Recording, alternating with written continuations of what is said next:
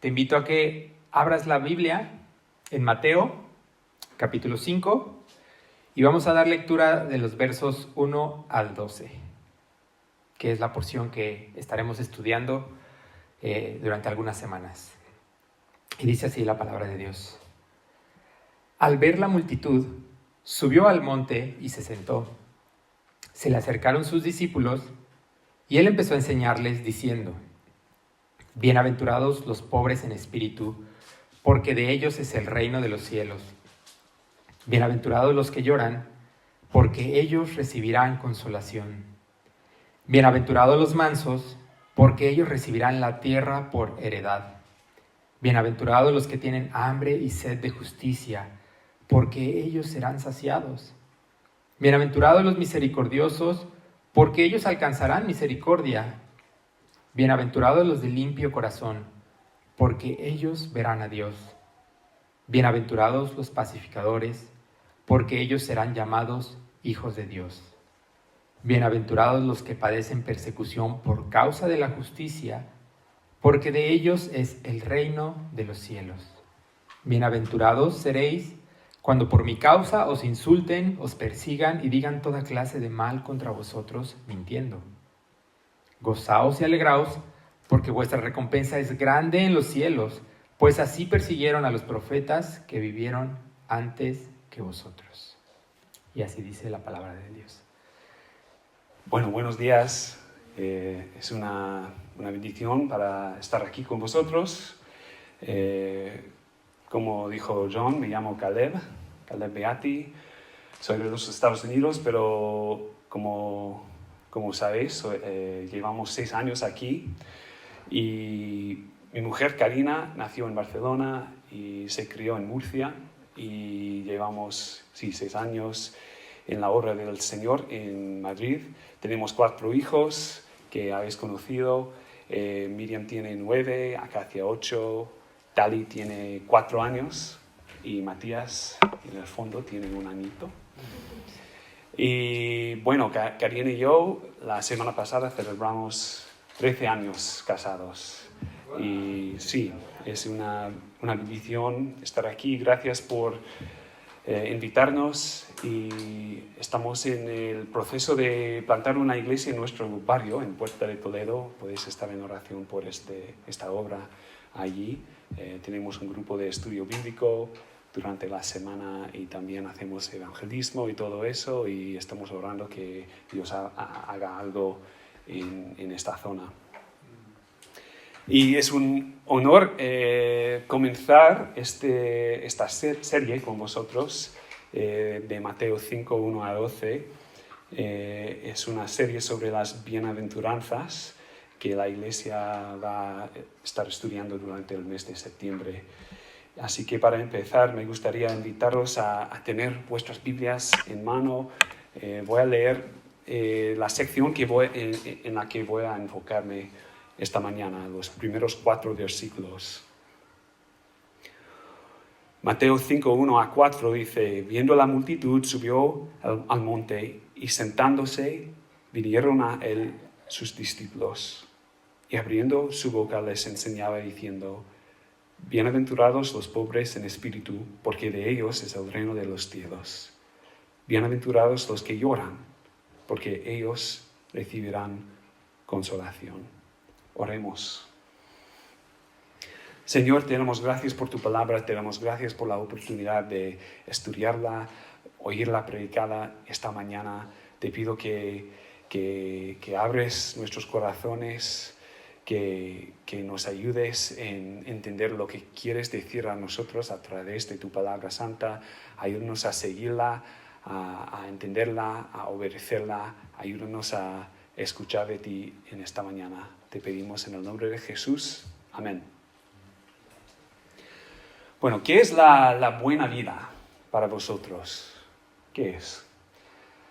Hay varias maneras de describirla.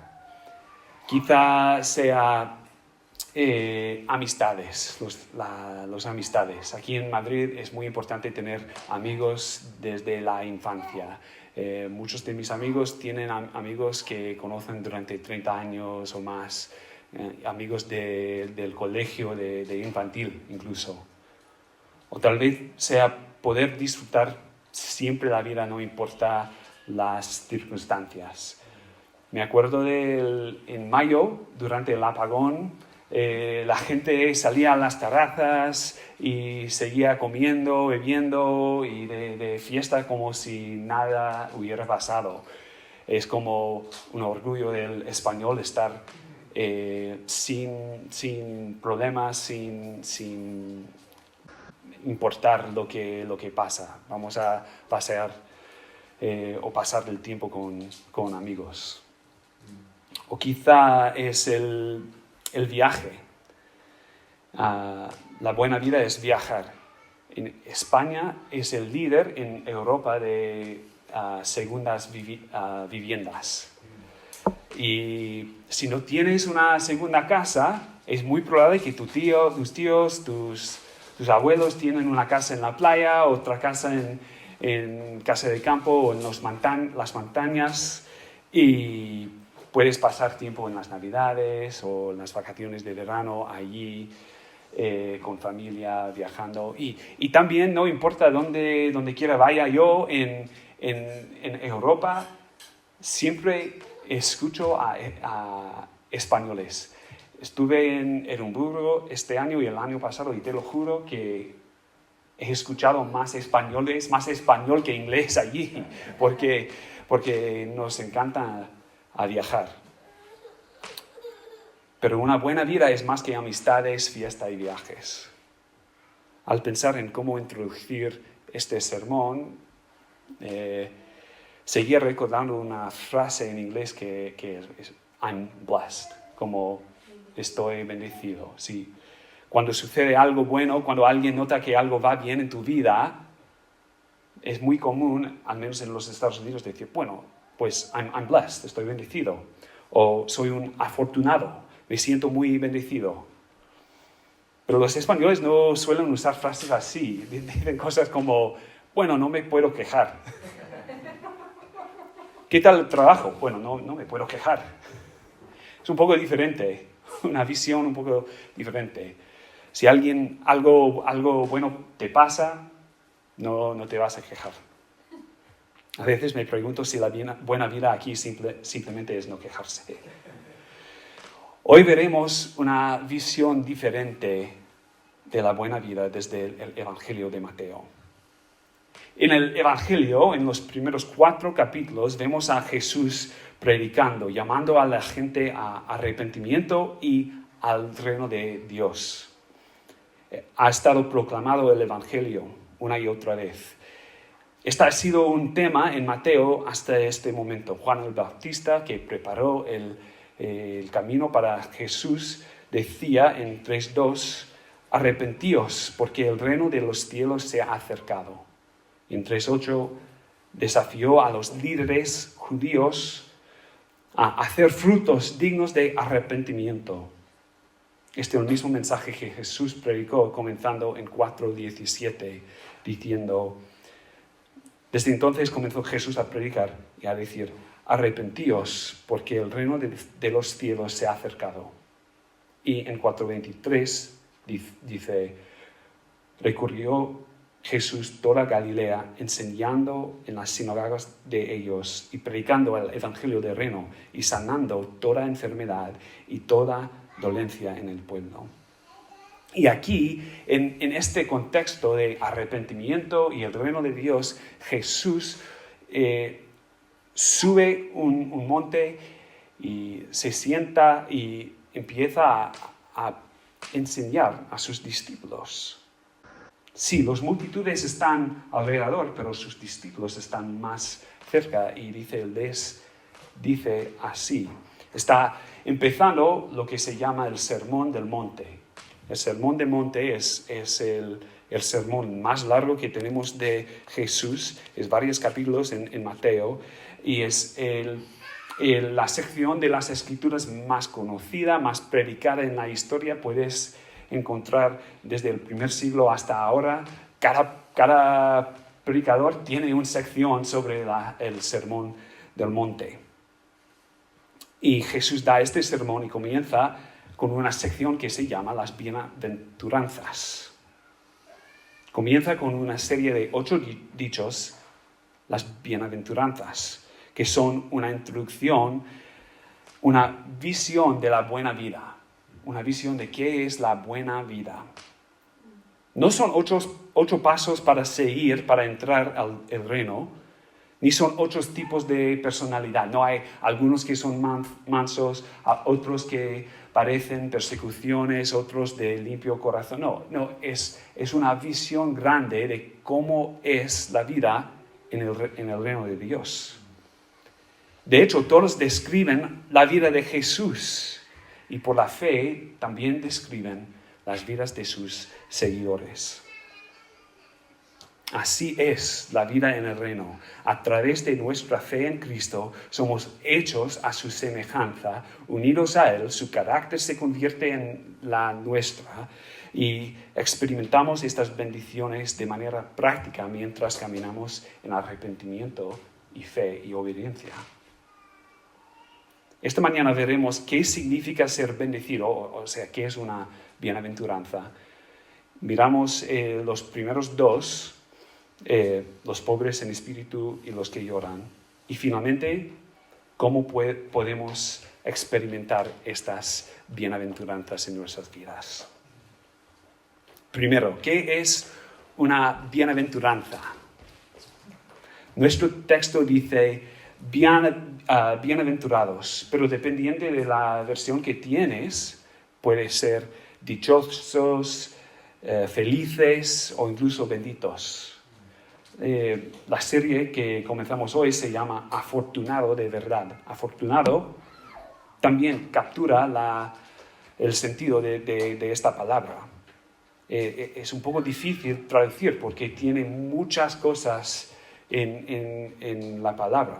Hay una idea de felicidad e incluso de recomendación o felicitación, como enhorabuena, felicidades, has llegado al reino de Dios. Jesús está hablando de la bendición que viene de vivir la vida en el reino. Un comentarista explica que el sermón no trata principalmente sobre cómo uno entra en el reino, sino de una descripción de cómo funciona la vida en el reino. No es un llamado al arrepentimiento. Jesús sabe cómo llamar a la gente a arrepentirse, pero no lo está haciendo eso aquí. No está diciendo que tienes que hacer esto y estarás en el reino. Está hablando a sus seguidores que ya están en el reino. Por lo tanto, las bienaventuranzas no son principios éticos, sino declaraciones sobre los discípulos, declaraciones que identifican quién son sus seguidores. Un vistazo rápido a las redes sociales nos da una visión de cómo piensa la gente hoy en día sobre la buena vida. Aquí están las bienaventuranzas según las redes sociales. Bienaventurados aquellos que acaban de conseguir un nuevo trabajo, novio, móvil, casa, coche, porque su vida es emocionante. Bienaventurados aquellos que tienen todo bajo control, incluyendo sus 4 hijos. Bienaventurados los guapos, los listos, los poderosos. Tal vez tú sabes que estamos en la iglesia y tu visión de bendición es un poco más religioso. Estoy bendecido porque hago mis devocionales todos los días. O doy €1 al pobre en el supermercado. O comparto mi fe con mis compañeros de trabajo. Asisto a la iglesia todas las semanas. Estoy bendecido porque pongo alabanzas en mi coche cuando estoy conduciendo. El mundo nos dice que la bendición son muchas cosas diferentes, pero Dios nos dice que la bendición se encuentra en una vida modelada según la vida de Cristo. Las bienaventuranzas son una proclamación de bendición sobre la vida conformada al Evangelio. Vamos a hablar un poco más de eso en la parte final. Pero nuestras vidas se moldean por el Evangelio a medida que nuestros pecados son perdonados y morimos a nosotros mismos, somos adoptados en la familia de Dios y Él se nos da la vida eterna con Él. Las bienaventuranzas tienen un efecto en nuestras vidas terrenales y también en la vida que viene. Bueno, cada bienaventuranza tiene un porqué, una razón por la cual los discípulos son bendecidos, felices, etc. En versículos 3 y 10 vemos la misma frase, porque de ellos es el reino de los cielos. Porque de ellos es el reino de los cielos. Son bendecidos porque ya están en el reino de Dios. Sin embargo, en versículos 4 a 9, vemos los verbos en el futuro. Porque ellos recibirán, ellos serán saciados, ellos alcanzarán misericordia, ellos verán a Dios, ellos serán llamados hijos de Dios. Las bienaventuranzas describen la vida de los discípulos ahora y la vida que les espera en el futuro. Vivimos en lo que los teólogos llaman la época de ya, pero aún no, de la iglesia. Hay una tensión, porque sí, estamos en el reino de Dios, pero también estamos esperando la consolación que viene después. Así que al mirar estas bienaventuranzas, veremos que describen cómo es la vida para los discípulos de Jesús, pero también cómo será la vida en el futuro. En segundo lugar, veamos los pobres en espíritu. Hemos visto qué es una bienaventuranza. Ahora, ¿quiénes son los pobres en espíritu? Versículo 3 dice, bienaventurados los pobres en espíritu, porque de ellos es el reino de los cielos. Mientras Jesús predica sobre arrepentimiento y el reino de Dios y sus discípulos vienen, comienza el sermón hablando de las bendiciones de Dios. Bendiciones de Dios. Por cierto, la relación con Dios siempre empieza con una bendición, una palabra, una buena palabra sobre su pueblo. Empieza en Génesis 2 con una bendición y cada relación con Dios empieza con Él bendiciendo a su pueblo. Su favor divino, su deleite vivificante en sus hijos, su sonrisa que provoca el florecimiento de nuestro espíritu. Nuestra entrada en el reino de Dios empieza con la bendición de Dios sobre nosotros. Y la primera bendición es para los pobres en espíritu. ¿Quiénes son? ¿Quiénes son los pobres en espíritu que son bendecidos por Dios? Bueno, el pobre en espíritu es alguien que reconoce su necesidad de Jesús. Es alguien que reconoce su pobreza espiritual. Es gritar, estoy espiritualmente en bancarrota. Como el recaudador de impuestos que clamó, Dios, sé propicio a mi pecador. Ellos saben que no tienen nada que ofrecer, ningún derecho sobre Dios y ninguna forma de ganarse su favor.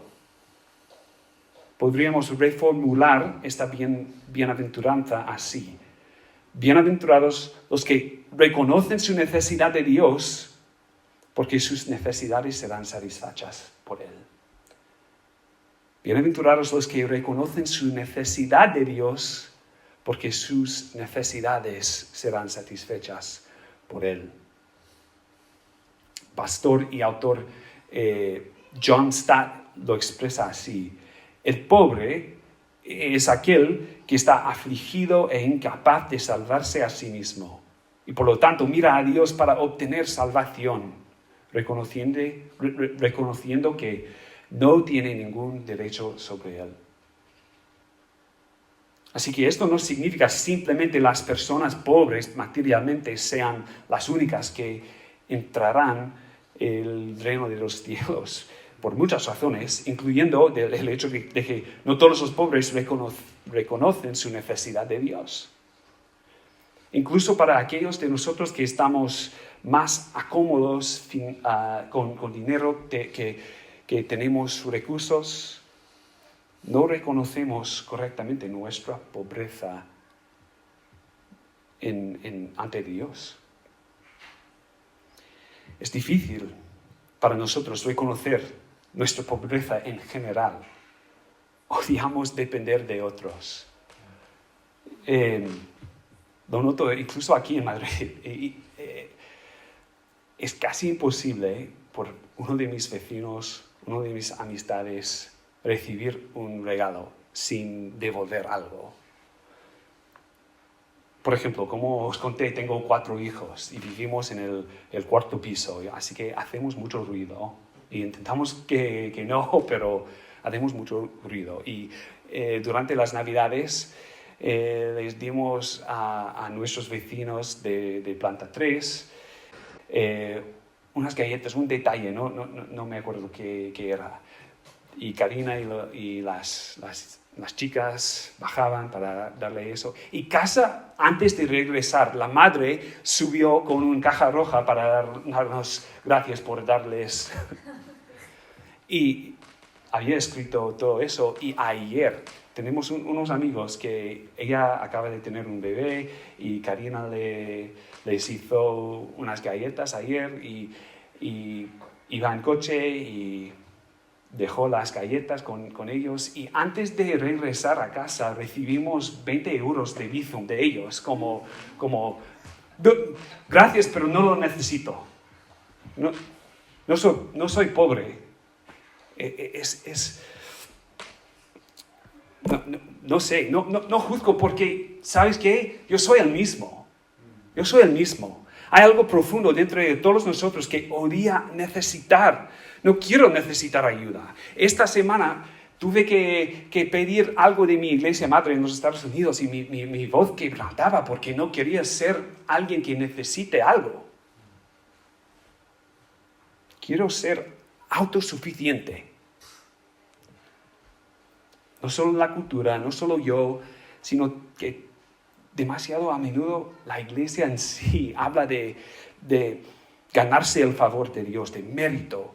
Hablo con personas todo el tiempo que creen en Dios, supuestamente, y asisten a misa de vez en cuando y esperan haber hecho lo suficiente para entrar en el reino de Dios. Y hago la pregunta, ¿cómo sabes que vas a entrar los cielos? Y me dicen, bueno, creo que iré al cielo porque soy buena persona. Pero el versículo 3 no dice, bienaventurados las buenas personas. No, Jesús está girando todo, está poniendo todo patas arriba. Que no, las buenas personas no entran en las bienaventuranzas. Los pobres en espíritu, los que saben que necesitan a Dios. No entramos en el reino porque seamos buenas personas.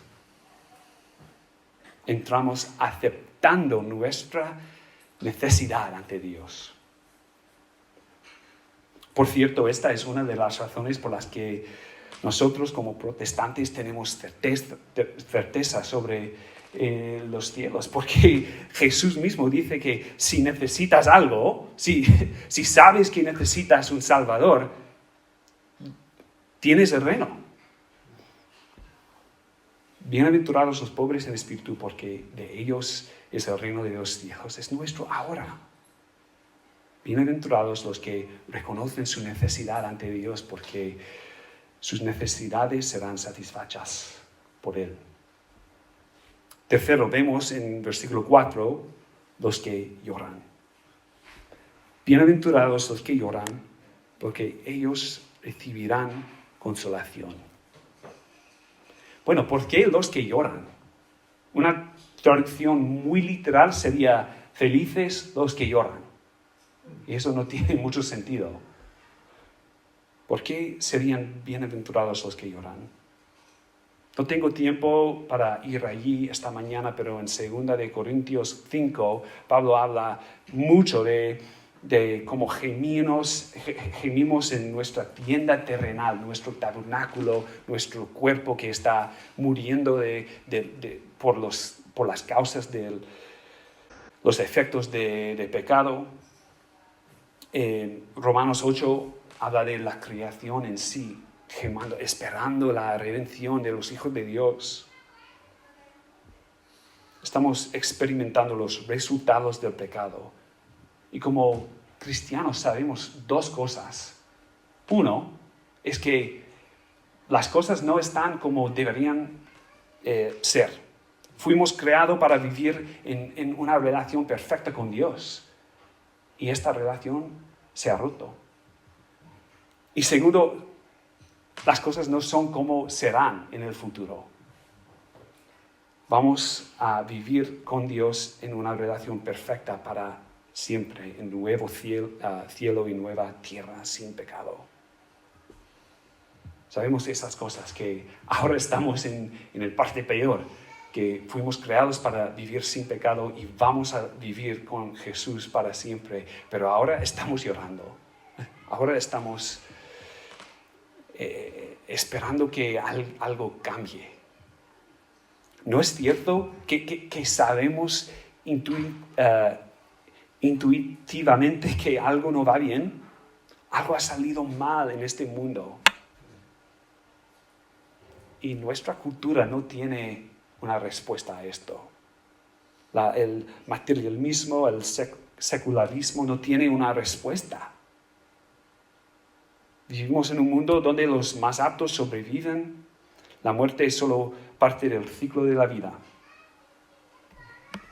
Pero la Biblia enseña que hay un creador que hizo todo perfecto y que ha sido roto. Y la creación misma y también nuestros cuerpos, nuestras almas están esperando una restauración completa. Nacemos con una enfermedad llamada pecado. Y para aquellos que tienen ojos para verlo, sabemos que necesitamos una cura. Jesús vino para los necesitados, por aquellos que saben que están enfermos con la enfermedad del pecado. En Marcos 2:17, Jesús dice, los sanos no tienen necesidad de médico, sino los enfermos. No he venido a llamar a justos, sino a pecadores, los que lloran por sus pecados. ¿O confesaríamos nuestra necesidad de un Salvador? Nuestra enfermedad espiritual. En Mateo 13, Jesús da una maldición, el opuesto de una bienaventuranza, citando a Isaías, diciendo, porque el corazón de este pueblo se ha engrosado y con los oídos oyen pesadamente y han cerrado sus ojos para que no vean con los ojos y oigan con los oídos y con el corazón entiendan y se conviertan y yo los sane. Jesús quiere sanar. Otra manera de expresar esta bienaventuranza sería, bienaventurados los que lloran por sus pecados, porque sus pecados les serán perdonados. Hablo cada semana con mis vecinos, con mis amigos en nuestro grupo. Tenemos un club de inglés, hablamos de cosas espirituales cada semana. Y cada semana me impresiona lo poco que mis amigos y vecinos reconocen su pobreza espiritual. Yo puedo libremente confesar mis faltas y mis amigos no. Tengo todo bajo control. Aquí en Madrid podemos estar con distintos amigos cada día del año. Podemos llenar nuestros horarios con actividades, trabajo, entretenimiento, lo que sea, para intentar silenciar la sensación que algo está roto. Todos queremos aparentar que lo tenemos todo bajo control. Incluso entre cristianos es muy raro oír que algo no va bien en la vida de mis amigos. Un área de crecimiento para mí últimamente ha sido mi relación con mis hijos, con mi paternidad, para decirlo en alguna manera. Por la gracia de Dios he visto durante los últimos como 3 años un crecimiento en mi paciencia, en mi capacidad, cosas así. Pero he tenido que confesar ante hermanos y hermanas mis faltas, que he perdido mi paciencia con ellos. Me frustro con mis hijos, confío en mis habilidades ante de la obra del Espíritu en sus vidas, que a veces prefiero mi propia comodidad. Quiero estar en el sofá con mi libro y no quiero meterme en la pelea que están teniendo en el rincón. Y a veces la gente se sorprende de que admite eso, pero ¿no es la vida cristiana confesar nuestro pecado? Jesús fue crucificado por el pecado, ¿no? Nuestro pecado es algo que debe ser confesado, llorado, arrepentido y puesto a la muerte. Porque tenemos una esperanza que algún día no habrá pecado y no tendremos que llorar sobre el pecado. En Apocalipsis, el último libro de la Biblia, obtenemos una imagen de cómo será el cielo. Y dice así: enjugará Dios toda lágrima de los ojos de ellos, y ya no habrá muerte, ni habrá más llanto, ni clamor, ni dolor, porque las primeras cosas pasaron. La promesa para el futuro es este consuelo, consolación. Así es como debemos vivir nuestras vidas, con esperanza en el futuro. Romanos 8 dice, pues tengo por cierto que las aflicciones del tiempo presente no son comparables con la gloria venidera que en nosotros ha de manifestarse. Que tenemos una esperanza en el futuro, así que podemos llorar libremente sabiendo que algún día Dios nos dará consuelo. El reino de los cielos es donde los enfermos saben que están enfermos y acuden al médico para ser sanados. Donde los que lloran por sus pecados son consolados porque son perdonados y aceptados. Bienaventurados los que lloran por sus pecados porque sus pecados les serán perdonados. Finalmente, vamos a ver que Jesús y cómo podemos experimentar estas bendiciones a través de nuestra fe en Él. Hemos visto que las bienaventuranzas describen la vida en el reino, no como una lista de verificación ni como un conjunto de tipos de personalidad y tienes que escoger uno de ellos, sino como una realidad moldeada por la vida de Cristo. Como las bienaventuranzas describen la vida de alguien que vive en el reino, vemos que Jesús es el ejemplo supremo.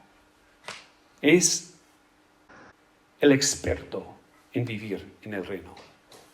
No tenemos tiempo hoy para pasar por cada uno de estas bienaventuradas, pero Jesús se hizo pobre para nosotros. Y Jesús lloró sobre sus discípulos, sobre la ciudad de Jerusalén, en el jardín de Getsemaní.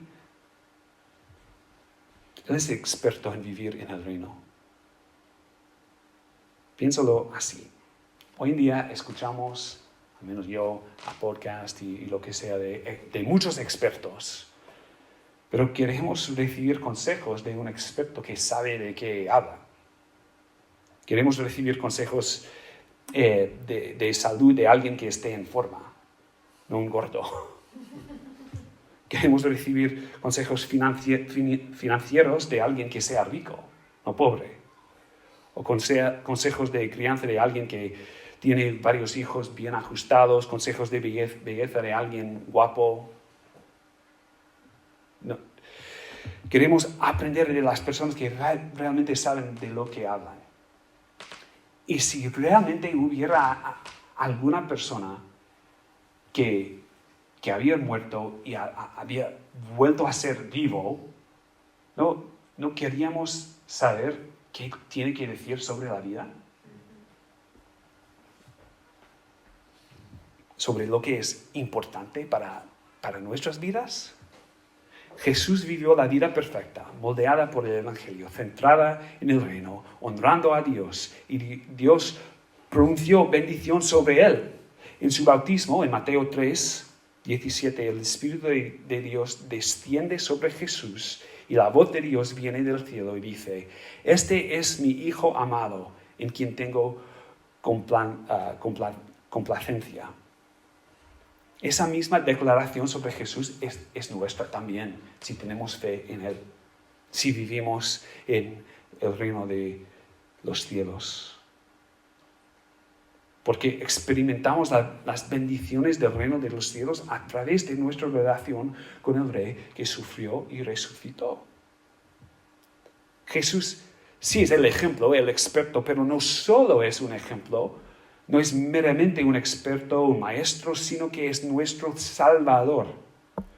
Solo un hombre vivió la vida humana como debía ser vivida. Solo un hombre murió y resucitó entre los muertos para vivir para siempre. Y por lo cual Él es la autoridad suprema sobre cómo debe vivir esta vida. El reino de Dios está aquí entre nosotros por la fe. Pero el reino de Dios también está por venir.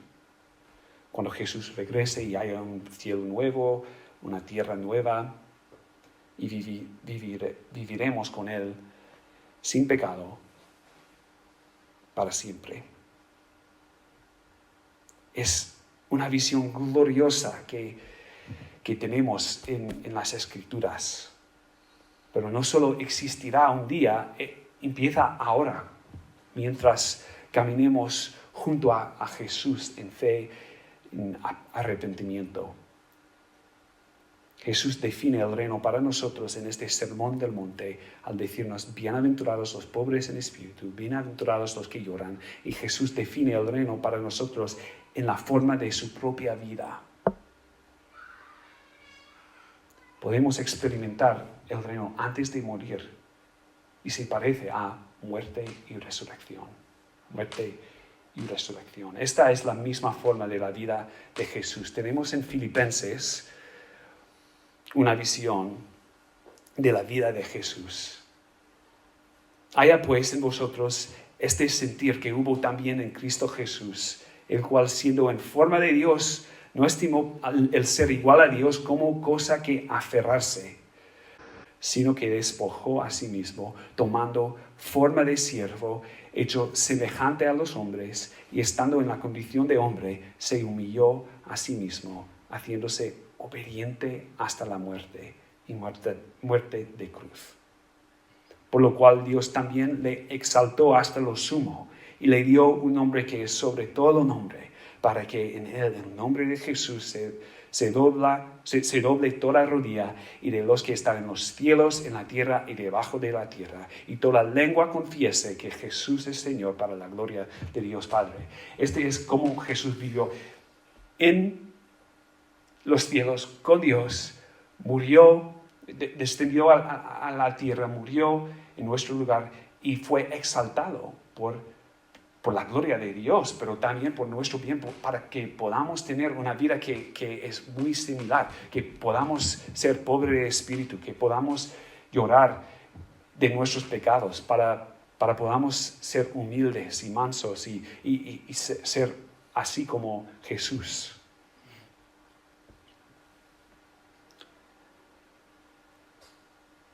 Al convertirnos en discípulos de Jesús, estas bienaventuranzas también se hacen verdaderas sobre nosotros.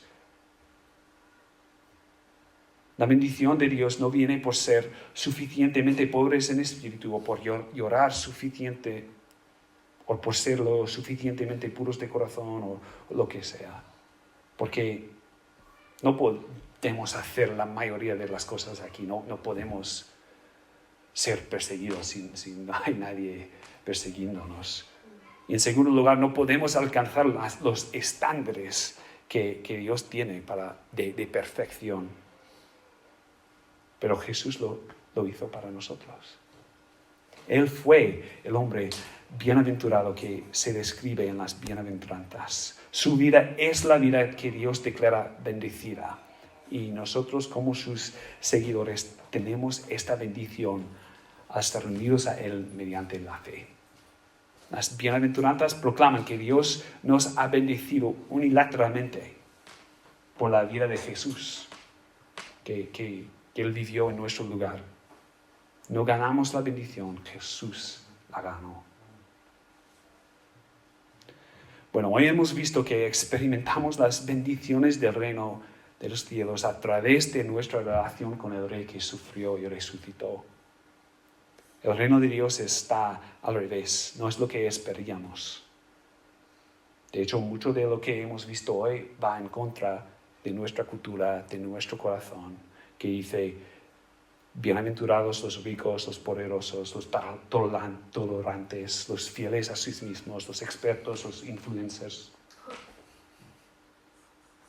Pero hoy hemos encontrado algo diferente.